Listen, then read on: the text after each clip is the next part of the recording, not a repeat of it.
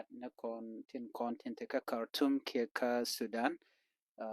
ya te kametwo ka ken wini anamo janda na gor en wo banyak yekel ci tandien ci kan moish ka information and wo taken rerika taken kanedi shakap ka gan warin kono te ka Khartoum neti shop ke jandang diok namo kel mishit wo gare wujen wini mugor no dong de yenaling ko gor kono banda re konren tuok kan ware re wujen wini ka Sudan de kon kalinka take message miji kana jago gwazo me ko gor kana no de kono ngaje no en ta dan tegitin siang metedi ken jekana bech kala dan ci kana lar kaje ajen gor man o banyo ya kel gwazo me bana kul roy ka kuida Jengala ngo di olat ata nan dom kabu ne gwa ngo soda akabu ne gwa me kon jinubi e kiz soda na me ta ko koro ta ga ne di yar mar koro ne me ko kon ye nuru walong re no mo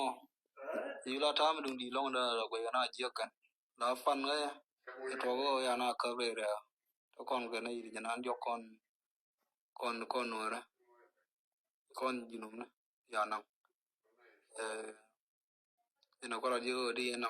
ni la da kwar ko kon ta ne gwa ma yore tong mi ne kwar gwa ma yore bat ko ni ka ne loy manan dong ba na yore wala ma ba yu no ba na us ka ba yu ne di alba ne run jinum di alba ne us dan nan da tin no gwa shit ka mishali ngone ka gade konen to gwa sami la re wika Khartoum ngai konen o kor dan to re wujen wini ano kor me a kor mi bej ka ngai konen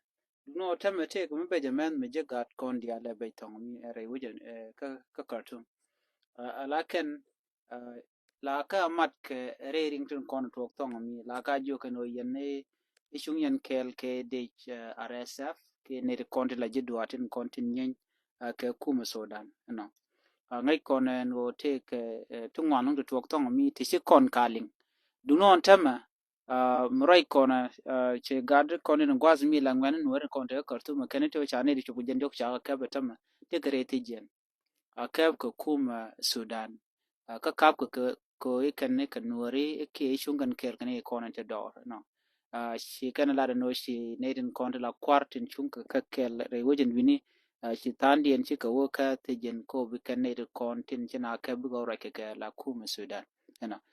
shi la no kan ne cha ka mo ke nin dangwel to dong de lo ni ka jok de ka lo ka so Sudan ki kwai ka madong de to ko ne ko ngai kono no kane de kono la junu bi la ka ko tong mi cha ka kebla na ngani ko gwa kur ja nan ko le beje no no ngai kono de wanti sto no wanti ko ko ngai kono ko kor gwa de dali ko je to ga je te ne de wanti ci kan ga je te dong ci tere re ko nan le ro du la ja ka ko jira mi char ko ga je no dong ram char met ken kane kon la dor fori ko gob dan ka kel shingan kon to kan la no chune tamare wujin wini shela no ba je la ne kon lan wore shi kon to ka dung ne kon te Sudan ka tari ka mandanen jeken wini ko de panken de ka lon agwa telere ngam de ka jegre si jendan te ka ten jena mon ngai kon no ne de ngwan long shi ka jen ka no ka Khartoum dong ne de ngwan te ka kem ne re wichen wini ka kem de ti shu na tin long kan wore la ngai no dong riwne no ngwan kon wo Khartoum wo kan lo wo kan keje no ka gati tieni tani ngwan ti dit ala una kejef ke na itu ngwan jen ka buko ka Libya ka jan drop mi cha jo jigen wini la ja kap ke ba ji mo goron de mo kere la go ke jen ojen e jeram kel met kene ti na mona jaga ne kon ke use kon ko bi kana ne ti biri bi kana jigen gwas mona jen dong mo kap ne kon ti ne ti chok jen jok te chala ta ga no ren go cha ka bre ka ka tu man ta ma ka kare ti jen ka shi ne ti jen jok ro den ko watana tinare jamono no ka ne de pai ka bo kan kon ti ne no tang mani wa ka torun re wech ko charan ta ji bikep ko kap karan bang ram me char mi chanen ba ji yikep no moni akel yen gan wer kon ko ken content tong mi lan right ka tan dien la tok ten te ka kem ni keten te ka gwatan te ka mi ka tumi tong mi riudun dong telam let yena de rande lu njok da ben kasa Sudan ko gwasmi ke bu goro mana bu ga tere ka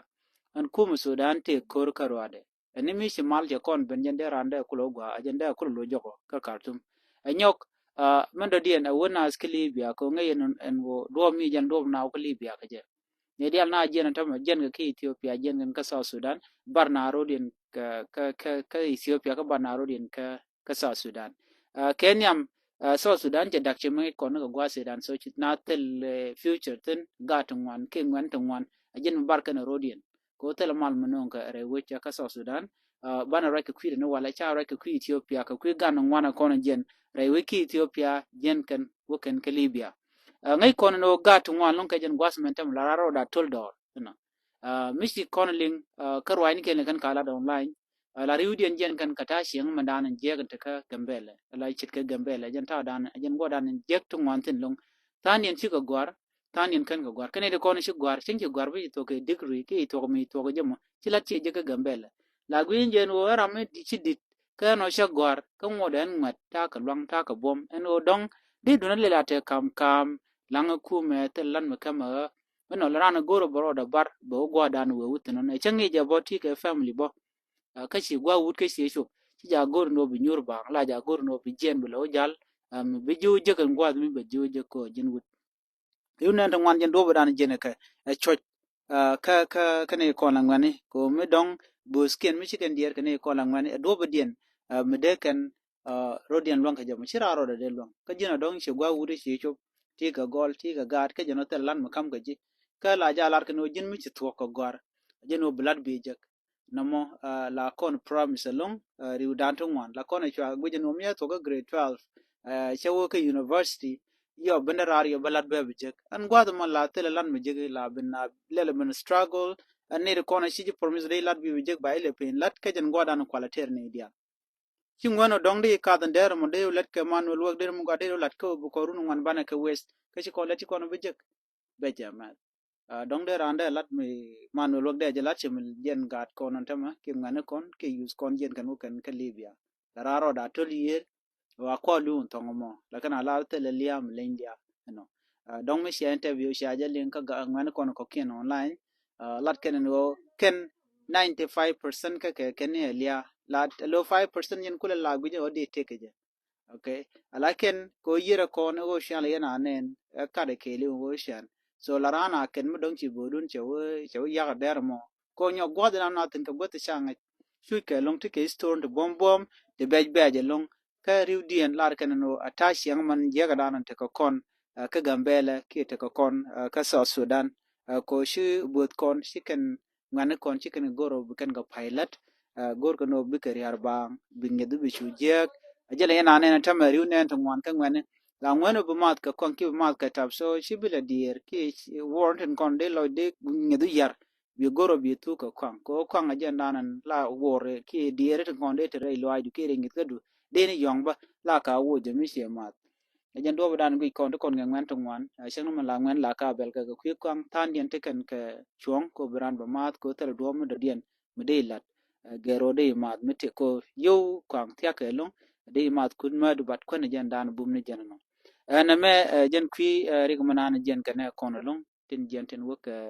Khartoum ka ba yo ka ben wini ka brek bio jek no na mo be je long a nyong ai kon re sing dan kon ne kon lan nuore tel lati je gaten mi ku lo re ga jan blad bio ku lo bije re ching tong mi tin wok tin no kan organization ne bo shi kan e dial ku kan ka lo kono ken ne de to long no ne to kan te ka long no chen cha u yan de organization ne de beje ba la ra ma shi gwar ji wi tang do chira na bile je no so na mala be je mat mi jin yi to bo yo we compete bo shi lat che je ko lat na me te nepotism te ten ba sometime kan ya kon la nuere ma go ki je chi jin waran an gwasmo telam be je no na mo be je mat ka fuka mi go kone ne tu ngwana shin ki to ko mi te ri bo de ti karandu mu gwan marka du mu relative mu bi yekte re kuma kana mo ki re organization kana mo blood bi kula jeng muteleje telewe na me kel mu na kono long ta mo kono de konti la na ci kon gunya de kon we dan lat bat ki kon en go mi chat gwa te je ken gorba kamra de den na mo si mu gwa goro de ne je shenki de ne je ger na me ena dan di yeling ka queen and content work ka sum tila ya kap ke ken rik to tono to gone siran nong ne je bo tong mi dum no ka rik ko to chane goro bana pal ka kwidien ko bu kon ko ze te ko bu kan jala gwa te rik bran jek gwa dan jeleten ko run muran mo gwa jek point de bu long no kon bu long ne shema ne kon dial ko la ka letters like ko dong de ka jala gwa de kan tin kon gor ken ka de kan ka jek ka de ko kon lok ne de kon ngai kon shu ka Europe en tama lokan na dawi tong mi lokan shema ne ken ka lokan community dan ana mo jenda na gor kono committee dawid bo ka tek mo gwa mi ci jek bi gor bu ne kon bu ko loga je ci kon goro no kon bana biet ba mi te mi lon kon len bana je la na me gor je de lariye ka kinen kon utongo mi gwas me mi bu kon ka gambele no ban right ka gambel ka kwi gambel right now gambele we dan mo gwa we dan mi chana teten ni ko kor gwa number shu mana tamata kon na ko korede gor korede la te tu ngwan lung turut kon kare gambel ana an kendi ti diality ka kor gwadi dane shi ko an aram kel mi pit ka gambela ka ngaje jeg diala kontin jeg ne ka gambela ngone ka kon gade tung ne ni class kel no tin jeg kon je ka kan ngode je kon shu mena tam ngona ka na gade tiene no kene diala kon te gambel chicken chu la kan wur dul gorga kon wuro kon de tin tam na kana shi me pai tok na kan wal no duno me kan cheng no kana kon ben ga gambel of course la titin kariya ga me toga ka disunity ke tel mat kam nante kon were tinte ka Ethiopia so kon to ga gwar ngwana long to kon ga gwar ngwan te laro pele pel ne to ngwana long tingi jonge en go jin shi pel de yen ga ki de mon jire ko pel ka but pel ndante gambele cha pel mi chodo lo da pel mi je shi pel mi de ne ko ken de ka tek pel mi de nang ne te ko ken pel mi gu ya na ro da karwa de no mi cha je ga chana goro de nga ga je namo pel mi je shi pel mi go mo kon gwada konin tuwari tin long ni chiang gwada ko lari ka tuwak tin itang ano ko kor gwazn te kon te gorga jeno ba tung nore ba jo gor tung nore muko kon tin wala te ne ngwan long te fai ka kuida te ye to ngwan long te liuga an rei gorka tung nore ko ba gorka gambele namo shi ma pai to ka tam take right te cha loko kon ki te cha pin kon ka gwam ba ne ko la shi ma na kon ano ba to ba gor na liu an tung nore na me mishiri udana wala shikana goro no dong de rande jo gor ke dong de rande jo goro be gor ba jangai kina lute nan wo bete gwad dan te tenen tam kina etin wana long ka kwitong nuore kene etin kontiniam ne etin kwali yaratama chimunga yena no atu kon kene eti chile abane Rebecca mention and a bull cat ke ramse ken the entity kene chile antam bull cat jatin ngai kona jare ti jen murai kono cha fight ke kwi o butok ban jo gor ke gembele da cha fight long ko butung nuore ba bong ka ba ka gor cha fight ke ne ko kien to kwaje shot kien ka gambela ko butok ba ja gor ka ba la tok me bo chop ne ka college nana wo ba ja gor ba department me gor je la ka tuk tin kon gor ga gambela ano ba chup gwaza dana teten te ke tin midi tema jare te jen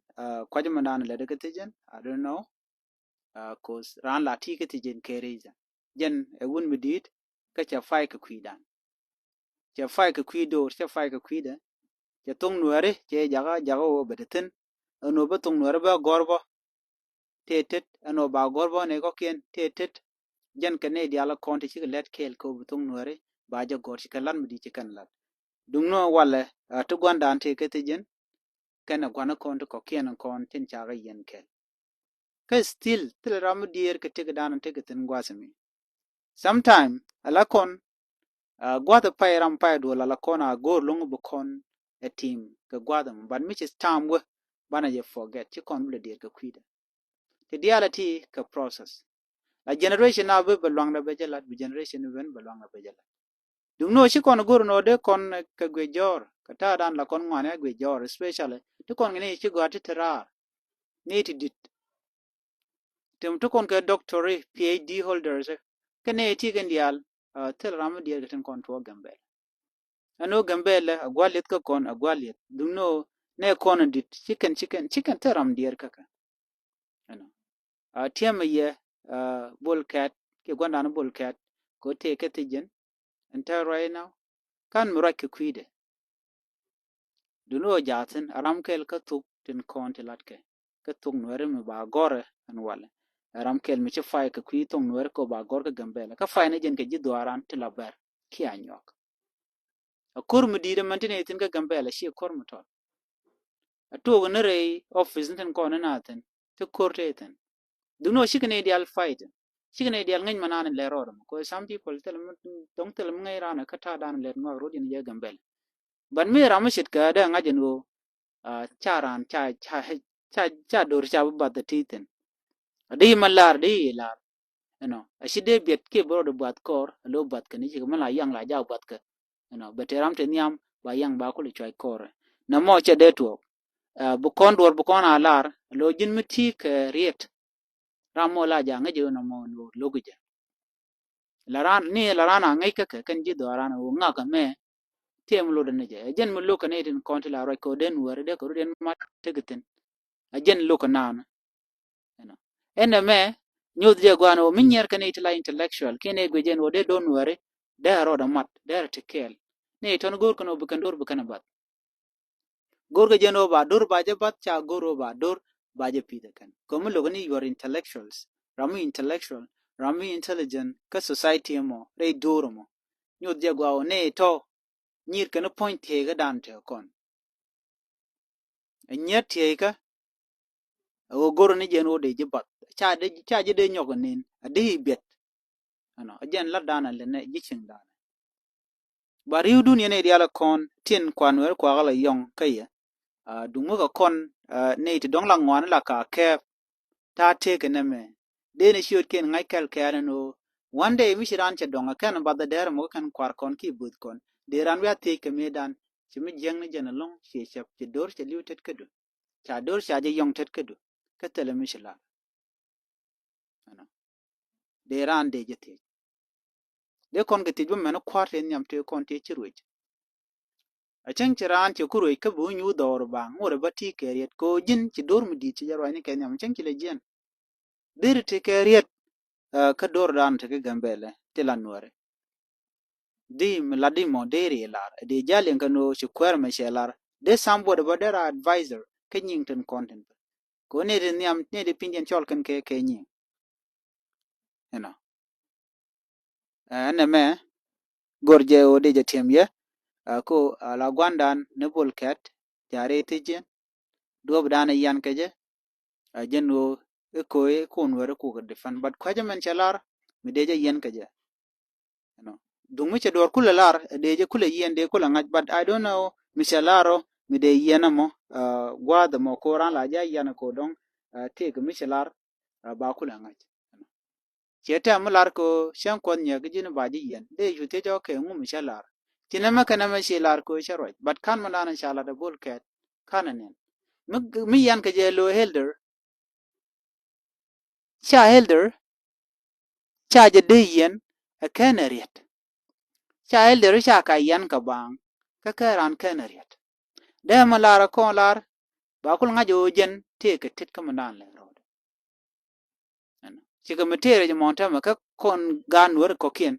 ngai kon tere je mo an kwar kon ngai kenen wo tu gwan tere je mo but they don't care nyud je gwan wo ci gambel ce tere e misi da ko ready ka nuore ci nuore ci ke je ko tele milet kana yan ga kamen dit ken te ka tene gwi ke te ka ne wang na mo riek mi jing nuore ke jan gwasame gweje no manan to gambele shi chonka ku yenka men yan ka nuore ke ngoda yan kana antama gore je no dene je ku ka do mo gwano dor a chayar mana dienan goro no balat gwasame ku yire ko manan ci to ka jawa ri ga dan ci to ka jawa dio ja kondel ci konan ngach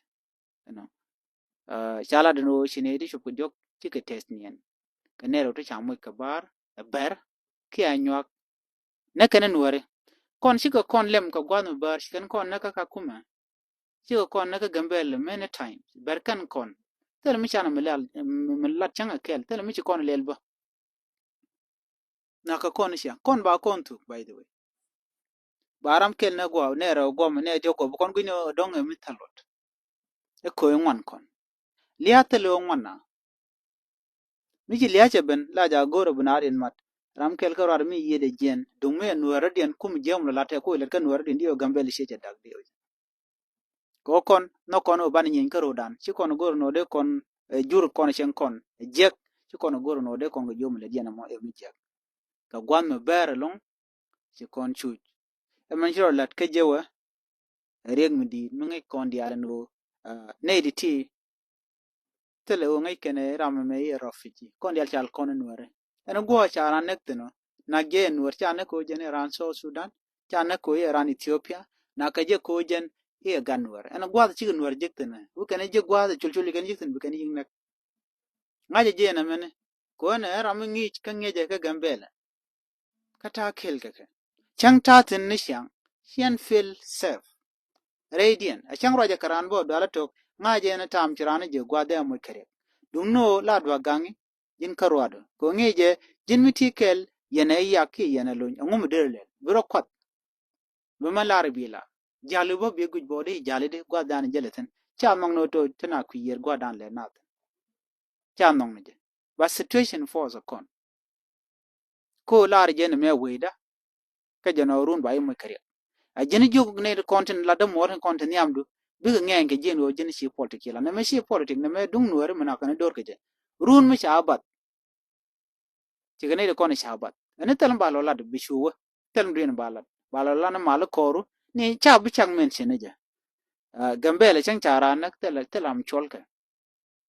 telam cholka ka kule la no dang de cha nego muna mi lar na cholka dia ber che chi ka tu che kan nang na chi kan pal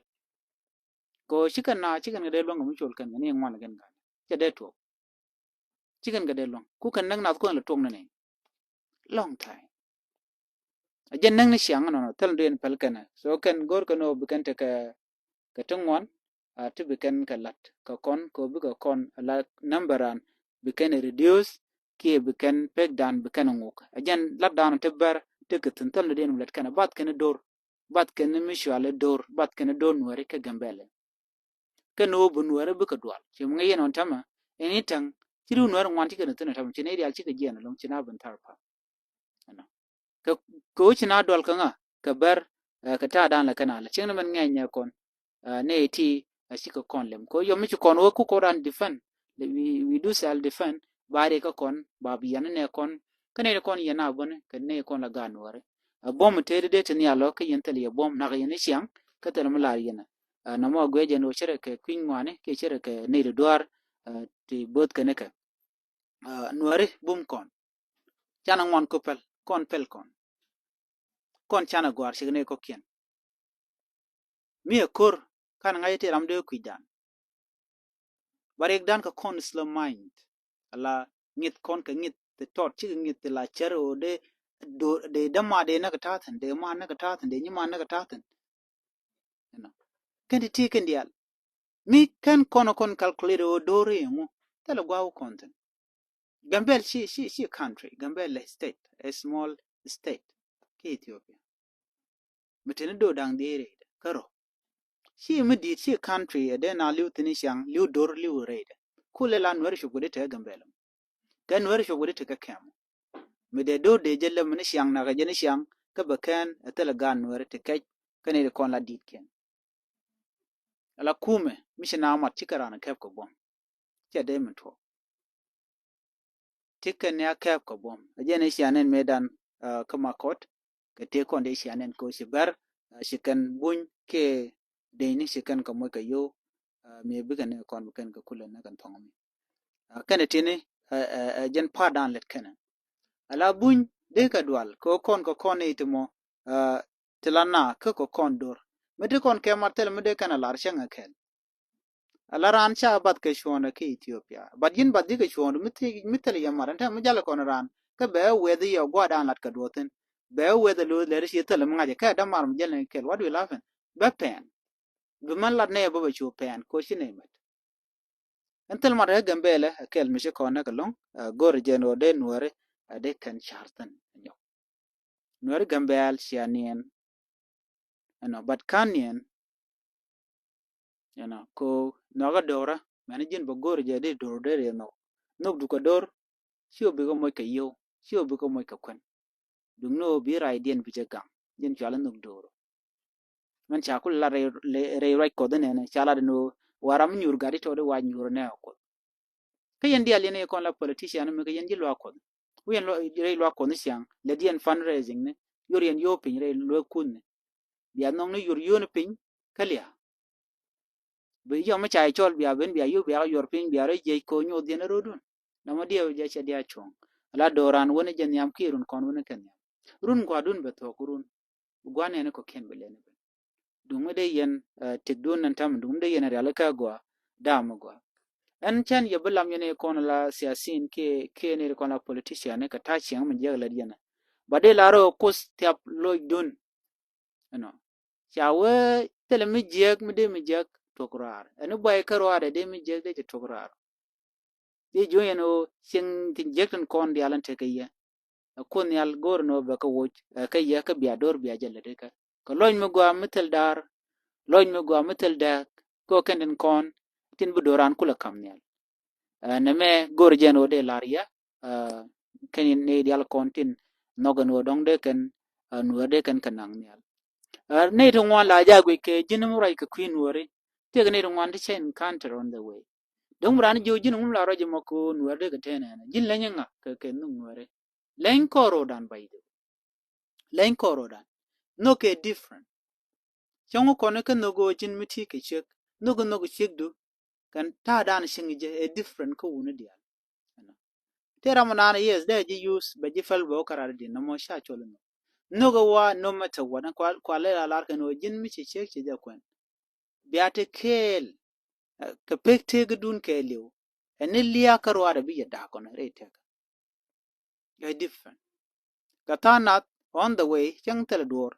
ka kwang wala ka mishi gujo bishek bijadak chang tel mi jeng mishalat so look a different the same thing goes ka nuk dan ka nuare bo a different tira mana le dor koan ba ka ngungu chanamele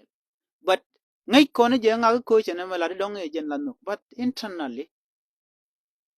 a different nuko dor a different so take a nuk mishro da bo wan nuk mo jin nuk dana gorke ko bi chonkel ka doru a chang logo jibo chibu gwinne ka ko bi ka mi jeg bi kan jeg bi gorke ka mu gwa a chang bi kan chip ku mishro lot bi ja gur no bi mu gwa na jen belat bi kam ke bi ka lok re teka a chang lar ne riet ka ro da rien mu gwa mu de ka tek a contribution kel mu de to ko community kwana pelu dong a jin kwar ano jin kwar point di ne jen longa ti dialati ko en wo bika tek en wo bika mit ka kwen mugwa en wo bika mat ka piu to go en wo bika tek dul wal bika tek dul gora ka shar to go ka dul to go be yik barar ka kwer ko kwer jaram dan bina kula force ko mugwa me halatke but kwer mi sidier titin karundial nakan na ka karoidu ko kan kwadi ale roe gambele nakan nuwar tan taram chin mugwa chi ne la chan kon wi kon ken wi kon dial te bechu kebe a check to kon itang to content itang tele me shalatin nothing there